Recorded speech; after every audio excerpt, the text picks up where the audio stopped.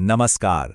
भारत के इतिहास में एक नाम ऐसा है जिसे सुनते ही हिम्मत, बहादुरी और बलिदान की तस्वीरें आंखों के सामने आ जाती हैं, और वो नाम है झांसी की रानी लक्ष्मीबाई। ये सिर्फ कुछ शब्द नहीं थे। ये एक दहाड़ थी। एक ऐसी ललकार जिसने उस वक्त के सबसे बड़े साम्राज्य को सीधी चुनौती दे डाली और भारत की आज़ादी की लड़ाई की आग को और भी तेज कर दिया। तो चलिए आज इसी सवाल का जवाब ढूंढते हैं। इस एक जबरदस्त संकल्प के पीछे की पूरी कहानी को समझने के लिए हमें थोड़ा सा वक्त में पीछे चलना होगा। ये कहानी है एक ऐसी असाधारण महिला की जिनकी पूरी जिंदगी ही संघर्ष, लीडरशिप और अपनी जमीन के लिए बेपनाह मोहब्बत की एक मिसाल बन गई। उनका जन्म का नाम था मणिकर्णिका, लेकिन सब उन्हें प्यार से मनु कहकर बुलाते थे। वो उस दौर में पैदा हुई थी जब धीरे धीरे पूरे भारत पर अंग्रेजी हुकूमत का शिकंजा कसता ही जा रहा था। चलिए अब जरा उनके बचपन पर नजर डालते हैं, क्योंकि उनका बचपन ही उनकी किस्मत को एक नया आकार दे रहा था और उनका पालन पोषण उस जमाने की लड़कियों से आप कह सकते हैं बिल्कुल ही अलग था। देखिए, हुआ ये कि बचपन में ही उनकी मां का देहांत हो गया था, तो उनके पिता मोरोपंत तांबे ने उन्हें किसी बेटे की तरह पाला। उन्होंने मनु को वो सारी चीजें सिखाईं, वो सारी युद्ध कलाएं सिखाईं जो उस समय सिर्फ मर्दों के लिए, खासकर राजा महाराजाओं के लिए होती थीं। और सबसे दिलचस्प बात यह है कि उनके बचपन की यही खेल के साथी नाना साहेब और तात्या टोपे आगे चलकर 1857 की क्रांति में उनके सबसे भरोसेमंद सहयोगी बने। ये दोस्ती बहुत जल्द युद्ध के मैदान में एक मजबूत गठबंधन में बदलने वाली थी।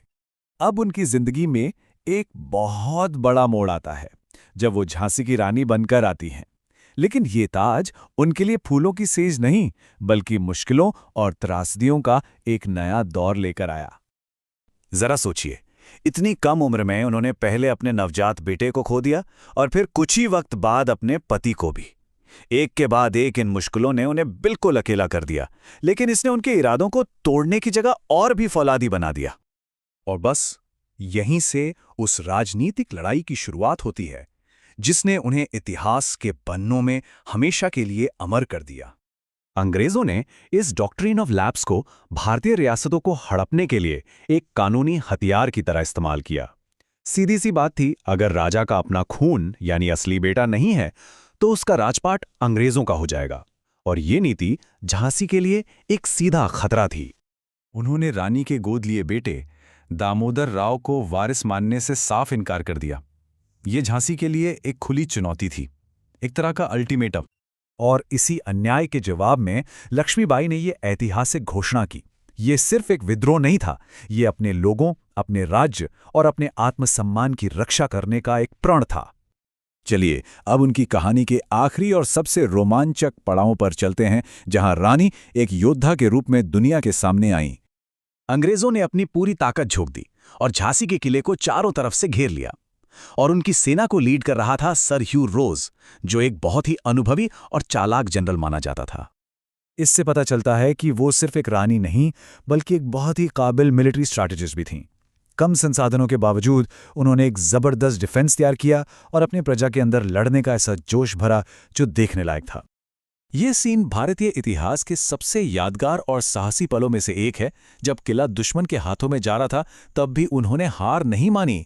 अपने बेटे के साथ उनका ये निकलना उनकी कभी ना हार मानने वाली इच्छा शक्ति का प्रतीक बन गया।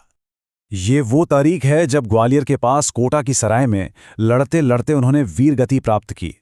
वो आखिरी सांस तक एक योद्धा की तरह लड़ी, अपनी मातृभूमि की रक्षा करते हुए शहीद हो गई। तो सवाल ये उठता है कि हम आज भी उन्हें क्यों याद करते हैं? क्योंकि उनकी कहानी सिर्फ एक लड़ाई की कहानी नहीं है, ये हिम्मत की कहानी है, आत्मसम्मान की कहानी है और आज़ादी की उस चिंगारी की कहानी है जिसने आने वाली न जाने कितनी पीढ़ियों को रास्ता दिखाया। कहते हैं, जब आपका दुश्मन भी आपकी बहादुरी का लोहा मान ले तो ये आपके किरदार की सबसे बड़ी गवाही होती है। सर ह्यू रोज के ये शब्द लक्ष्मीबाई की महानता पर आखिरी मोहर लगा देते हैं। रानी लक्ष्मीबाई की जिंदगी हमें इसी सवाल पर सोचने को मजबूर करती है। उनकी कहानी हमें याद दिलाती है कि कितनी भी मुश्किल परिस्थितियां क्यों ना हो, एक अकेला इंसान भी अपने साहस और पक्के इरादे से इतिहास का रुख बदल सकता है।